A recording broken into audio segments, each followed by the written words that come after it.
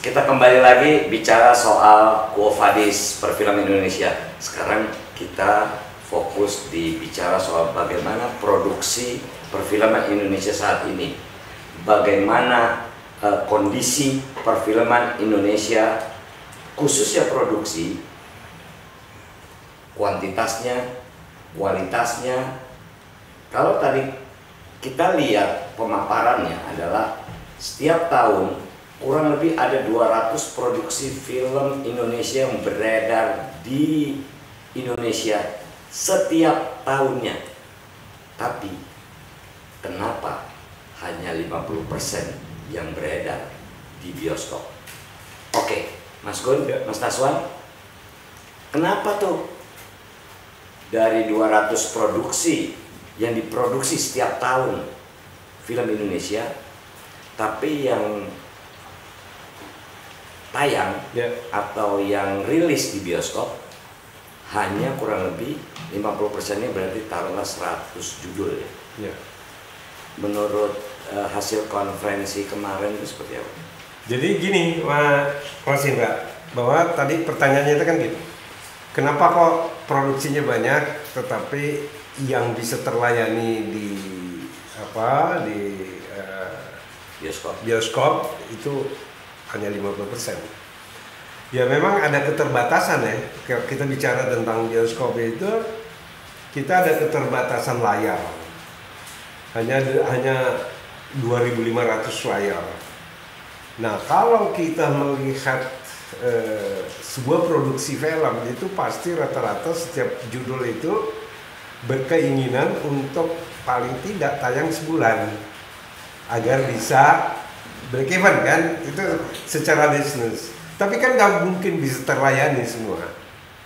Kalau layarnya cuma 2.500, ada sekian ratus film Indonesia, belum film import ya. Gitu, film import gitu. Dan ini memang pasti ada yang tidak terlayani. Dari 200 produksi itu dalam setahun, ya ada yang tidak terlayani. Nah, di dalam temuan kemarin beberapa tahun terakhir itu yang terlayani hanya 50%. Itu masalah itu memang. Ya itu selalu disampaikan bahwa ya memang tidak bisa dirubah 52 minggu setahun. Iya. Iya kan? 4 minggu sebulan. 7 hari seminggu, dalam seminggu itu cuma ada 7 hari, nggak bisa dirubah itu. Oke, kalau lihat dari kondisi itu kan ini konyol jadinya. Iya, sangat. Konyol tuh gini, diproduksi 200 judul per tahun, yang bisa rilis 100 karena keterbatasan layar. Oke, coba kita, ini kan konyol nih sebenarnya, ini konyol. Harusnya kan kalau 200 diproduksi, ya harusnya bisa dilayani, gitu kan. Terus kalau emang nggak bisa dilayani hanya 100, kan konyol juga, kenapa juga produksi banyak-banyak. Nah ini kan jadi kayak ditonjok pakai tangan kanan, kenanya dari tangan kiri kan. Itu masalahnya, salah satu wajah perfilman Indonesia itu adalah itu. Tidak, belum lagi di mana saya mau mendisplay produk saya, itu tidak pernah dia pikirkan. Iya kan? Oke. Artinya ketika dia produksi dia nggak tahu. Oh, dia tahunya ya ada bioskop gitu. Kan nggak mungkin gini. Taruhlah 20 film saja itu, kalau lihat kemarin data itu hanya sekitar 20 film ya, yang cukup di atas 1 juta ya. Oke. Kalau 20 film itu untuk mencapai 1 juta dia butuh sebulan. Iya. Nah, kalau 20 film udah habis itu layarnya. Oke, coba kita identifikasi ya. Jumlah produksi yang banyak, yang terserap hanya 50% karena kekurangan layar. Yes. Oke. Sementara berarti ini PR juga, infrastruktur soal layar, soal layar-layar bioskop tadi. Terus sementara tadi Mas Gun bilang dari 100 yang rilis di bioskop paling hanya 20 kurang lebih film Indonesia yang mencapai 1 juta penonton. Berarti ada 180 yang lost. Berarti ada 80 yang tidak sampai 1 juta. Iya. 100 ada 100 yang sama sekali bisa dibilang belum rilis atau penghasilannya nol, atau kalau istilah di dalam bisnis itu duit mati. Duit mati. Nah, nggak bisa diputar. itu yang tadi yang saya bilang itu, baik-baik saja di permukaan tapi di dalam tidak baik. Oke. Itu wajah perfilman kita. Artinya kalau kita kaitkan dengan 60% lebih market share, yang menikmati hanya 20 itu tadi. Yang menikmati hanya 20 film tadi. 20% dari Total 100% yang rilis. Yes. Hanya 10% yang berhasil dari 200 produksi setiap tahunnya. Yes. Satu sisi menyenangkan, satu sisi ya. Kalau kita lihat dari point of view-nya ini sebagai industri, nggak jalan. Artinya boleh nggak saya bilang bahwa, waduh, berarti dengan 60% share market yang tadi data itu, dengan kondisi yang tadi, berarti film Indonesia belum jadi tuan rumah. Belum. Masih jauh ya? Masih jauh. Oke. Gitu. Nah, tapi kan punya potensi tuh. Oke. Nah, ini persoalan. Itu kan persoalan. Ini mau potensi ini mau digali apa enggak gitu lah. Artinya bisa sebenarnya. Bisa, sangat bisa. Oke. Kunci-kuncinya kira-kira kiat-kiat untuk bisa mendapatkan itu di konferensi kemarin udah dibicarain nggak? Konferensi kemarin itu menambah outlet pasti. Oke, berarti menambah bioskop, menambah layar, dan itu harus ketersebarannya lebih masif lagi. Oke. Ya kan? Tidak bisa, karena penonton film Indonesia itu, temuan kita kemarin itu ada di bawah sebetulnya. Kalau piramid ya. Ya. Nah, ini adanya di daerah-daerah kan. Nah, ini yang harus ditambah gitu ya. Kalau mau meningkatkan, artinya mau betul-betul potensi tadi itu mau dioptimalkan gitu ya. Gitu. Nah, ini perlu sekali gitu. Nah, selain tadi kualitas terus harus ditambah ya kan. Artinya kalau ataupun produksinya bertambah, ya kualitasnya sesuai dengan demand-nya gitu. Artinya sesuai dengan memang yang dibutuhkan oleh masyarakat. Nggak bisa lagi gini, kita pernah mengalami masyarakat itu selalu mencibir bahwa film Indonesia gitu. Itu udah nggak bisa itu. Nah, makanya tadi kita bahas sebelumnya kan udah pendidikan nih, ya, ngomongin kualitas. Cibiran itu kan berarti kan hubungannya dengan tidak trustnya penonton terhadap produknya sendiri dong. Iya, itu tadi kalau lihat secara total market share-nya 60%, penonton kita tahun kemarin itu mencapai 55 juta. Ya. Tapi kan hanya yang menikmati kecil.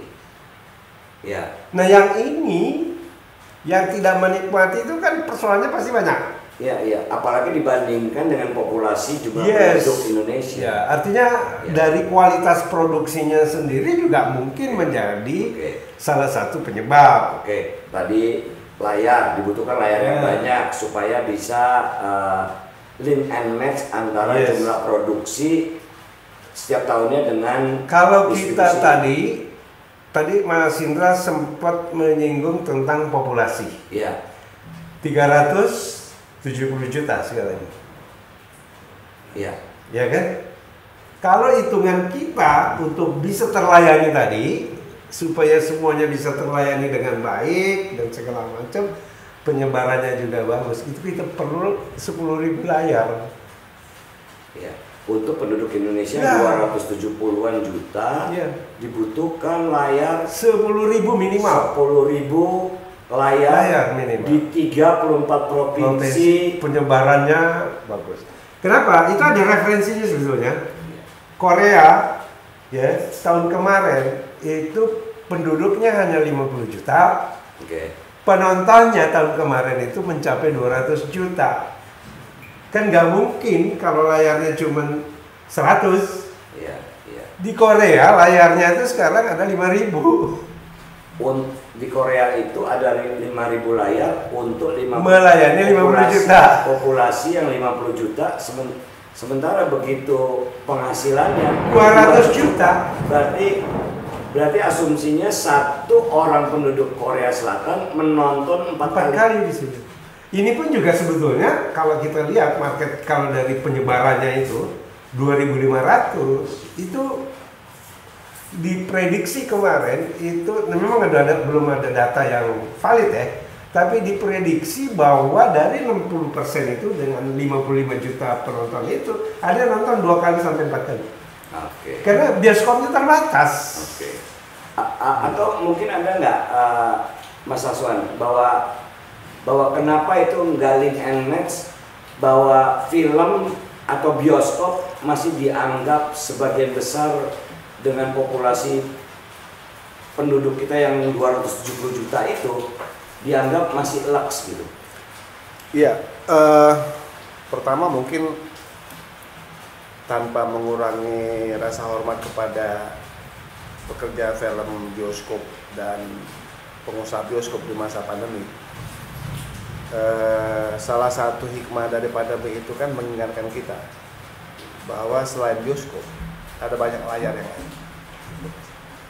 Nah, persoalannya adalah memang treatmentnya berbeda gitu. Treatment bisnis di bioskop sama treatment di bisnis non bioskop itu beda. Nah, mungkin inilah yang harus juga dibenahi pemerintah.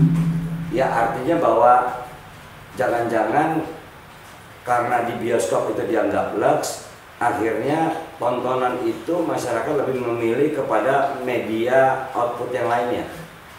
Maksud saya begini, ada beberapa level sebetulnya di dalam bisnis film menurut saya itu berbeda. Ya. Bagaimana cara menggait profit di bioskop sama menggait profit di non bioskop kan beda. Oke. Itu beda. Tentu itu sebuah daya tarik gitu, gitu. Tapi ada beberapa level juga sebetulnya dalam titik-titik tertentu yang non bioskop juga bisa dikembangkan. Gitu. Di samping yang tadi Bang Gun katakan memang kebutuhan layar itu sebetulnya juga salah satu upaya bagaimana sebenarnya kita membangun pusat-pusat industri baru. Gitu. Nah, salah satu sebabnya adalah sampai hari ini kan berpusat seputar Jakarta dan sekitarnya, gitu.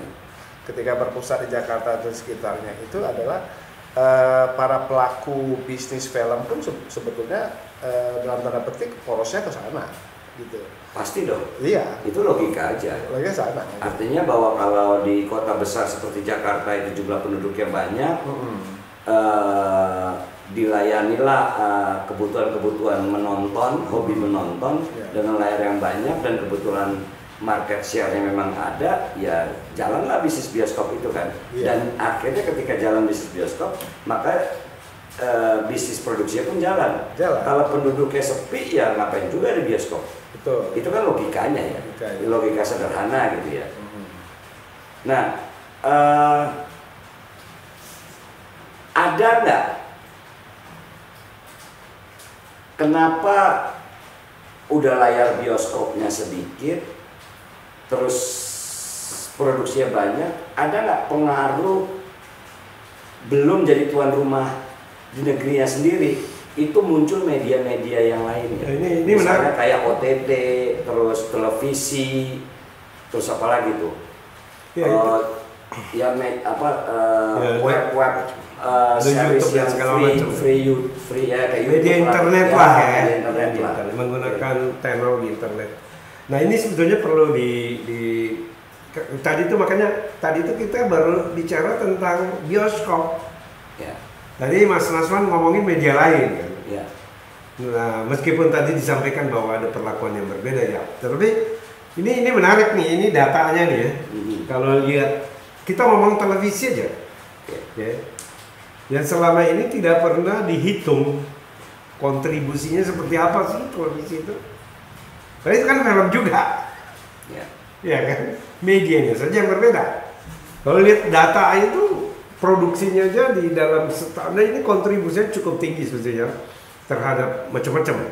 Film serial televisi itu kemarin itu kurang lebih sekitar 1000 judul. 1000 judul itu belum jamnya itu, ya kan? Ya, belum durasi ya. Belum durasi. Artinya kalau satu judul tayang tiap hari gitu kan. Betul. Belajar.